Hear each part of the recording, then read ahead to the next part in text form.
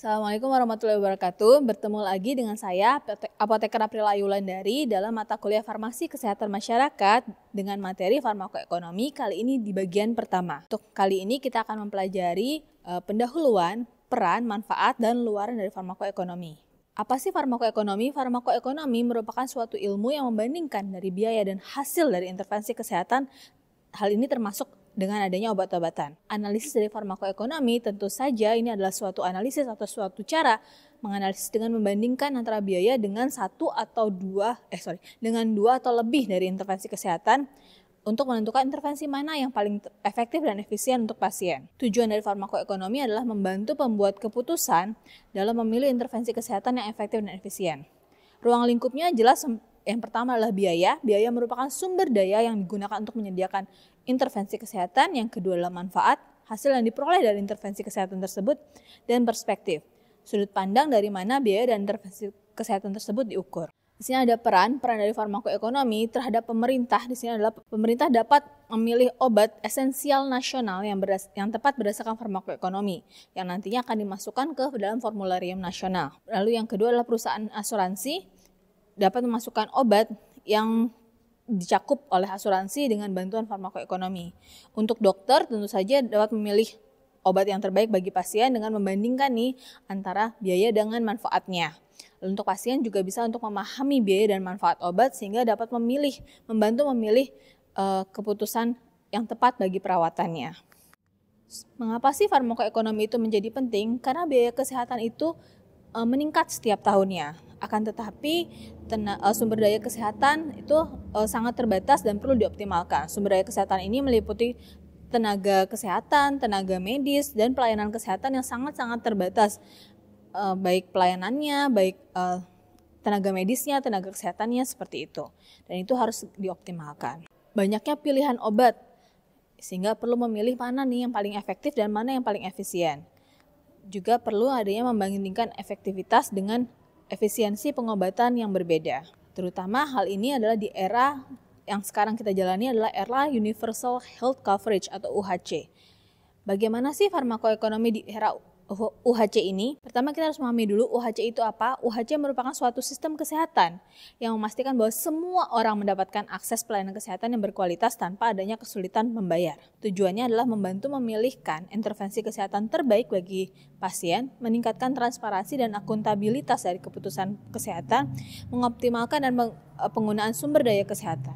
Manfaat dari farmakoekonomi di sini ada 3 manfaat. Yang pertama manfaat umum, manfaat klinis, dan manfaat ekonomi. Untuk manfaat umum sendiri adalah membandingkan biaya dan hasil dari berbagai intervensi kesehatan, lalu mengukur dampak ekonomi dari penyakit, dan mengoptimalkan penggunaan sumber daya kesehatan. Manfaat klinis, di sini ada perbaikan gejala, contohnya pada pasien hipertensi, obat-obat anti hipertensi digunakan untuk menurunkan tekanan darah, sehingga dapat mengurangi gejala pasien seperti gejala sakit kepala, gejala kelelahan, gejala cepat pusing, seperti itu.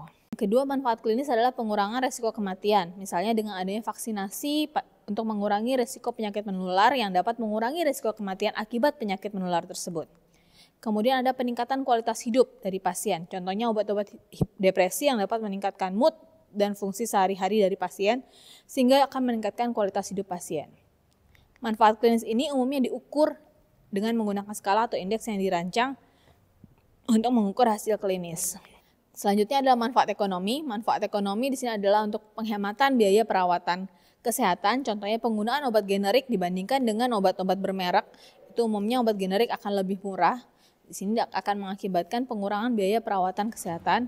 Kemudian peningkatan produktivitas, contohnya intervensi rehabilitasi yang dapat membantu pasien kembali bekerja sehingga dapat meningkatkan produktivitasnya.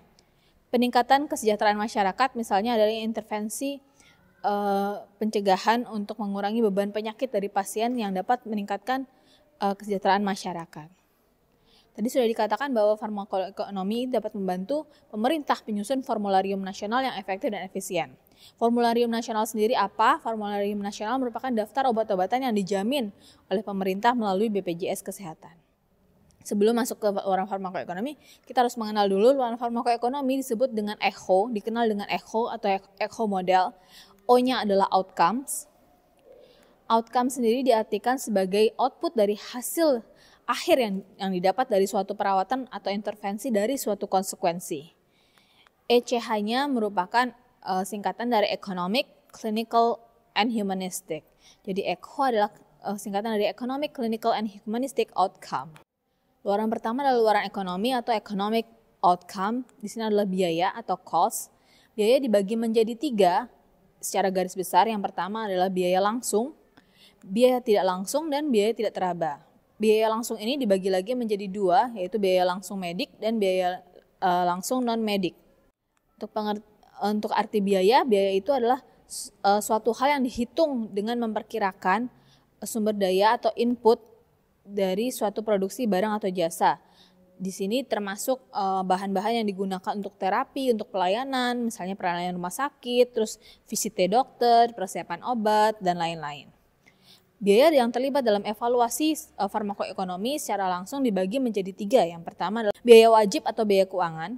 Yang kedua adalah biaya ekonomik, biaya yang bersumber di luar dari biaya wajib. Yang terakhir adalah biaya peluang, biaya dari manfaat yang hilang ketika memilih satu alternatif terapi dibandingkan alternatif terapi berikutnya. Analisis biaya dapat diartikan sebagai suatu metode untuk menghitung besarnya pengorbanan, besarnya biaya yang dikeluarkan oleh pasien maupun juga oleh rumah sakit, tergantung dari sudut pandang mana biaya tersebut dilihat.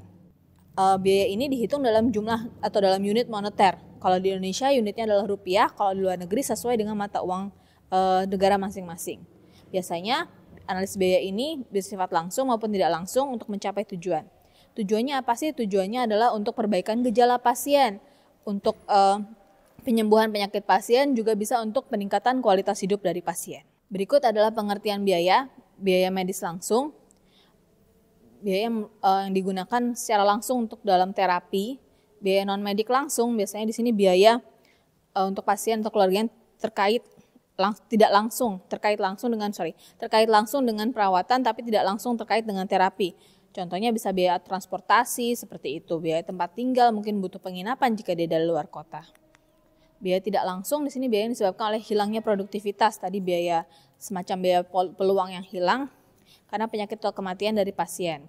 Biaya tidak teraba, di sini biaya lain untuk nyeri, misalkan untuk biaya untuk nyeri, biaya untuk cemas yang tidak bisa terlihat sebenarnya, tapi di sini bisa ditanyakan ke pasien dan bisa dihitung dalam unit moneter. Berikut adalah biaya-biaya lain, istilah biaya lainnya. Ya, ada biaya berubah atau variable cost, biaya total atau total cost, biaya rata-rata atau average cost, biaya marginal atau marginal cost, biaya incremental atau incremental cost, dan biaya kesempatan atau opportunity cost. Lanjut, kita ada perspektif analisis biaya. Perspektif dalam farmakoekonomi diartikan sebagai sudut pandang dari mana biaya dan manfaat dari intervensi kesehatan diukur. Perspektif umumnya dibagi menjadi 5. Yang pertama dari institusi. Institusi ini bisa dilihat dari sudut pandang rumah sakit atau klinik atau vaskes atau maksudnya fasilitas kesehatan mana yang akan diteliti. Terus biaya ketiga atau third payer, di sini merupakan sudut pandang perusahaan asuransi atau pembayar lain. Biasanya third payer ini adalah asuransinya asuransi swasta. Pasien, di sini ada sudut pandang dari perspektif pasien atau bisa jadi juga dari keluarga pasien.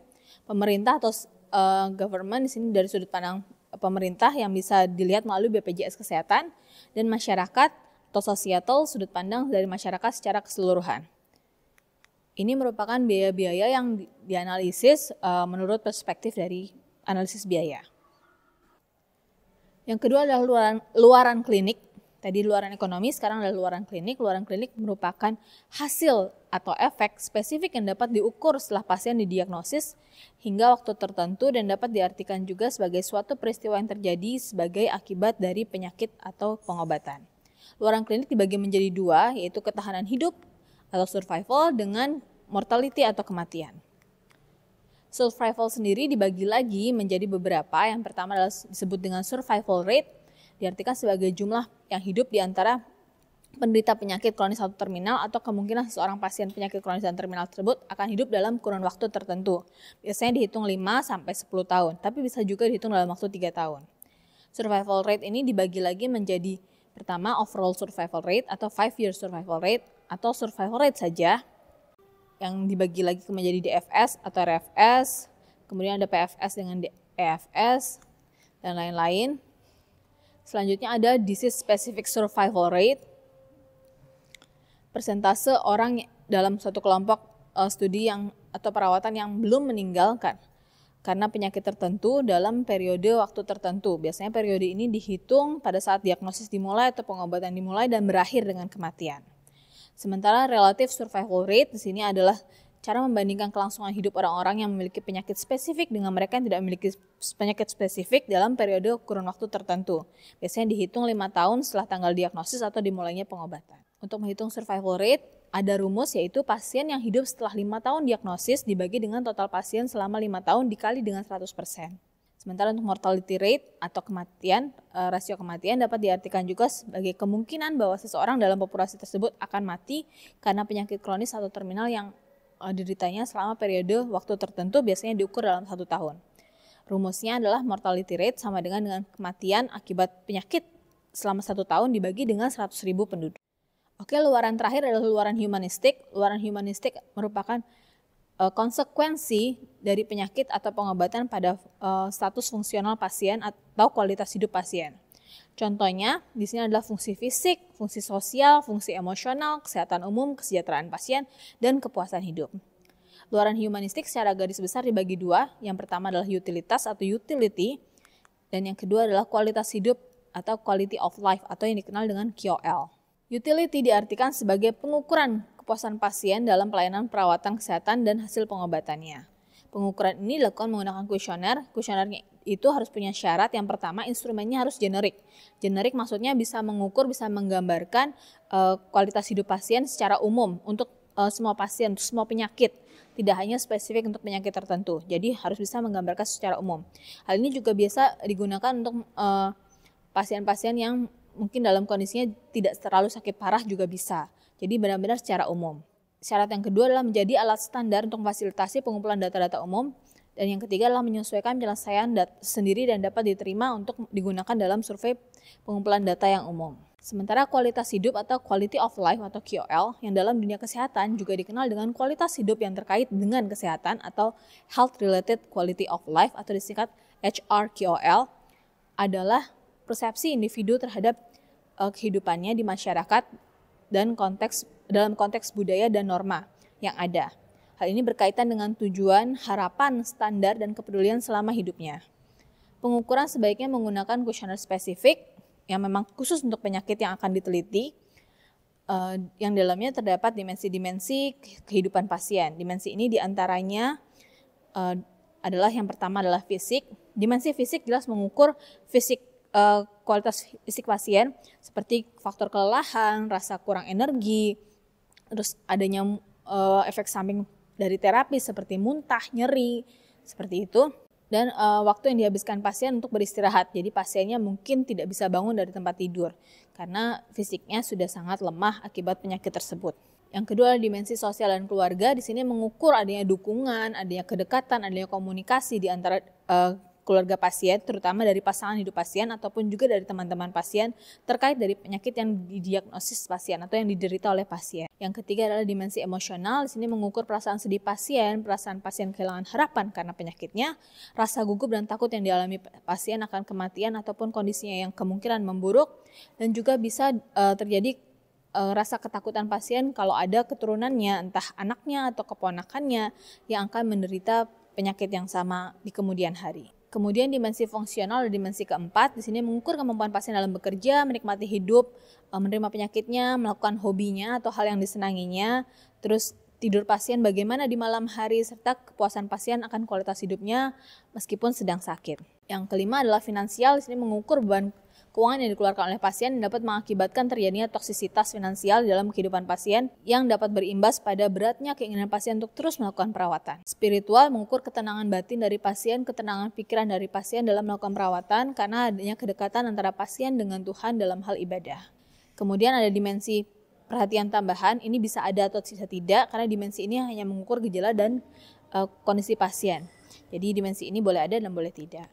Oke, terakhir tata cara pemberian kuesioner kepada pasien. Yang pertama, ditentukan dulu kuesioner yang akan digunakan. Apakah kuesioner yang kita buat sendiri atau kuesioner yang kita adaptasi dari luar negeri, seperti itu. Yang kedua, kita buat dulu case report form. Case report form ini adalah semacam pertanyaan mengenai data diri pasien atau data sosiodemografik pasien, seperti usia pasien, pekerjaan pasien, pernikahan pasien, tempat tinggal pasien.